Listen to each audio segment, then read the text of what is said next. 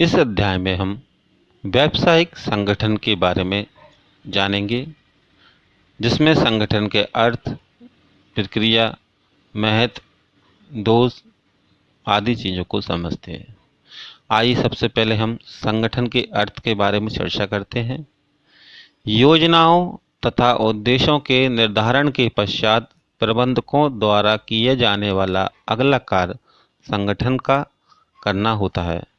संगठन कार्य यह निर्धारित करता है कि किन गतिविधियों तथा किन संसाधनों की आवश्यकता है तथा किस कार्य विशेष को कौन करेगा तथा इसे कहाँ किया जाएगा। संगठन एक प्रक्रिया है जो कार्य को समझने तथा वर्गीकरण करने, अधिकारांतरण को परिभाषित करने तथा मनुष्यों को अत्यधिक कार्य कुशलता के साथ लक्ष्यों की प्राप्ति हेतु कार्य करने के लिए संबंध स्थापित करता है। संगठन का आशय उत्पादन के विभिन्न घटकों में संबंध स्थापित करने से लगाया जाता है। संगठन को कृत्यों, खंडों, विभागों, स्थितियों के मध्य अंतर संबंध करने से संबंधित माना जाता है। आइए संगठन एक प्रक्रिया है, इसको जानते हैं। इसमें संगठन के विभिन्न चरणों को समझते हैं। पहला चरण कार्य की पहचान तथा विभाजन। इसमें पूर्व निर्धारित योजना के अनुरूप किए जाने वाले विशिष्ट कार्यों की पहचान करना तथा उनका विभाजन करना होता है। कार्य का विभाजन करते समय यह ध्यान रखा जाना चाहिए कि सभी गतिविधियां संगठन के उद्देश्य को प्राप्त करने हेतु हों। यह कार्य कौशल में विशेषज्ञता लाता है। दूसरा चरण विभागीकरण। इसमें एक समान क्रियाओं को एक विशेष विभाग को सौंप दिया जाता है, जैसे कच्चा माल क्रय करना, तैयार पुर्जे क्रय करना आदि का क्रय विभाग, उत्पादन करना, माल का स्टॉक करना आदि क्रियाओं को उत्पादन विभाग को सौंपा जाता है। इसका उद्देश्य समन्वय स्थापित करना होता है। विभाग अलग अलग उत्पादकों, ग्राहकों एवं क्षेत्रों पर भी बनाए जा सकते हैं। तीसरा चरण कर्तव्यों का निर्धारण। विभागों के बन जाने के बाद प्रत्येक विभाग को, जिसे विभागीय अध्यक्ष कहते हैं, के अधीन किया जाता है। काम सौंपते समय काम की प्रकृति तथा व्यक्ति की योग्यता का मिलान करना आवश्यक होता है। आखिरी चरण रिपोर्ट संबंध स्थापित करना। जब दो या दो से अधिक व्यक्ति एक समान उद्देश्य को प्राप्त करने के लिए कार्य करते हैं तो उनके मध्य संबंधों की स्पष्ट व्याख्या की जानी जरूरी है। प्रत्येक व्यक्ति को यह पता होना चाहिए कि कौन किसका अधिकारी तथा कौन अधीनस्थ है। आशा कर रहे हैं संगठन की प्रक्रिया के बारे में आप जान चुके होंगे। आइए आगे हम संगठन के महत्व के बारे में जानते हैं। संगठन का पहला महत्व विशिष्टीकरण का लाभ। संगठन के अंतर्गत संपूर्ण कार्यों को अनेक उपकार्यों में बांट दिया जाता है। सभी उपकार्यों पर योग्य व्यक्ति की नियुक्ति की जाती है, जो एक ही कार्य को बार बार करने से उसके विशेषज्ञ बन जाते हैं, जिससे कार्य ठीक और तेजी से होता है। दूसरा महत्व कार्य संबंधों में स्पष्टता।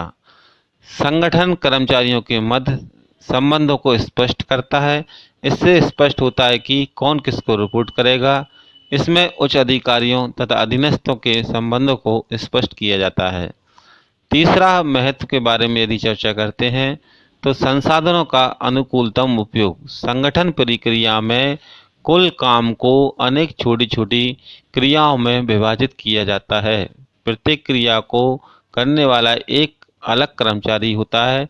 परिणामतः संगठन में उपलब्ध सभी संसाधनों का कुशलतम उपयोग होता है। चौथा प्रभावी प्रशासन।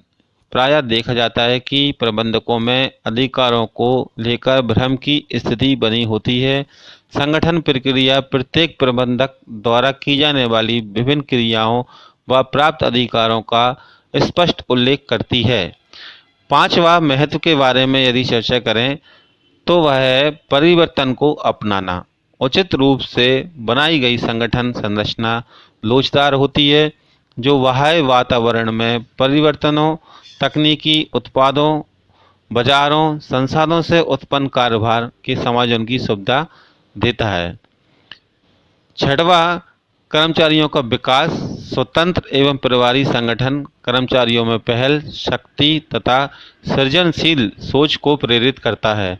जब प्रबंधक अधिकार अंतरण करते हैं तब अधीनस्थ का भी विकास होता है तथा प्रबंधक भी संगठन की वृद्धि और विकास के अवसरों का लाभ उठा सकते हैं।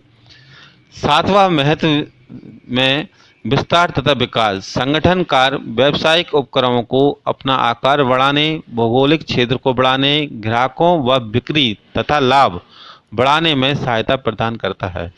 यह उपक्रम की वृद्धि और विविधीकरण में सहायता करता है। आगे संगठन की चर्चा हम एक ढांचे के रूप में करते हैं। संगठन प्रक्रिया जिस संरचना का सृजन करती है उसे संगठनात्मक संरचना कहते हैं। इसके अंतर्गत संगठन के अनेक पद स्थापित किए जाते हैं और सभी पदों पर कार्य करने वाले लोगों के संबंधों का स्पष्ट कर दिया जाता है। संरचना द्वारा प्रबंधकों व अन्य कर्मचारियों को कार्य करने के संबंध में एक आधार व रूपरेखा उपलब्ध कराई जाती है। संगठन एक ढांचागत फ्रेमवर्क है। इसके अंतर्गत विभिन्न क्रियाओं को समन्वित तथा एक दूसरे से संबंधित किया जाता है। प्रबंधक विस्तृति तथा संगठनात्मक ढांचे के बीच संबंध। प्रस्तुति से तात्पर्य अधीनस्थों की उस संख्या से है जिनका अधिकारी कुशलता के साथ प्रबंध कर लेता है। प्रबंध की विस्तृति काफ़ी हद तक संगठनात्मक ढांचे को आकार देती है। यह ढांचे में प्रबंधक के स्तर को निश्चित करती है। यदि प्रबंधक का विस्तार क्षेत्र सीमित है तो संगठनात्मक ढांचा लंबा होगा और यदि प्रबंधक का विस्तार क्षेत्र विस्तृत है तो संगठनात्मक ढांचा चौरस होगा। संगठनात्मक संरचना के प्रकार के बारे में जानें तो पहला प्रकार क्रियात्मक संरचना, दूसरा प्रखंडीय संरचना। क्रियात्मक संगठन संरचना पूरी संस्था को उसके द्वारा किए जाने वाली मुख्य क्रियाओं जैसे उत्पादन, विपणन, खोज एवं विकास, वित्त आदि के आधार पर विभक्त करने को कार्यात्मक संगठन ढांचा कहते हैं। प्रबंधक संचालक, इसमें मानव संसाधन, विपणन, खोज एवं विकास एवं क्रय। इसकी उपयोगिता कुछ समझते हैं। जहां व्यवसाय इकाई का आकार बड़ा हो। दूसरी उपयोगिता जहां विशिष्टीकरण आवश्यक हो। तीसरी उपयोगिता मुख्य रूप से एक ही उत्पाद बेचा जाता है।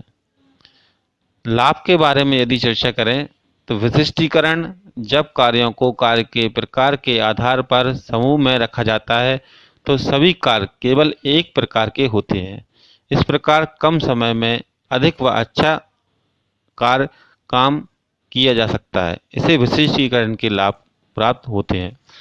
दूसरा लाभ समन्वय की स्थापना। एक विभाग में काम करने वाले सभी व्यक्ति अपनी अपनी जॉब के विशेषज्ञ होते हैं। इससे विभागीय स्तर पर समन्वय स्थापित करने में आसानी रहती है। तीसरा लाभ प्रबंधकीय कुशलता में वृद्धि। एक ही काम को बार बार किया जाता है इसलिए प्रबंधकीय कुशलता में वृद्धि भी होती है। चौथा लाभ प्रयत्नों की न्यूनतम दोहराई। संगठनों के इस प्रारूप में प्रयत्नों की अनावश्यक दोहराई समाप्त हो जाती है। आइए आगे लाभ जानने के पश्चात इसकी हानियों के बारे में चर्चा करते हैं। पहली हानि संगठनात्मक उद्देश्यों की अवहेलना।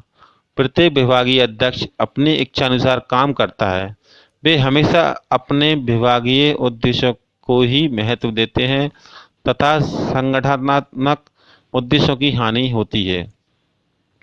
दूसरा अंतर विभागीय समन्वय में कठिनाई। सभी विभागीय अध्यक्ष अपनी अपनी मर्जी से काम करते हैं। इससे विभाग के अंदर समन्वय स्थापित होते हैं परंतु अंतर विभागीय समन्वय कठिन हो जाता है। तीसरा संपूर्ण विकास में बाधा। यह कर्मचारियों के पूर्ण विकास में रुकावट है। इसके अंतर्गत प्रत्येक कर्मचारी कुल जॉब के एक छोटे से भाग का विशेषज्ञ बन जाता है।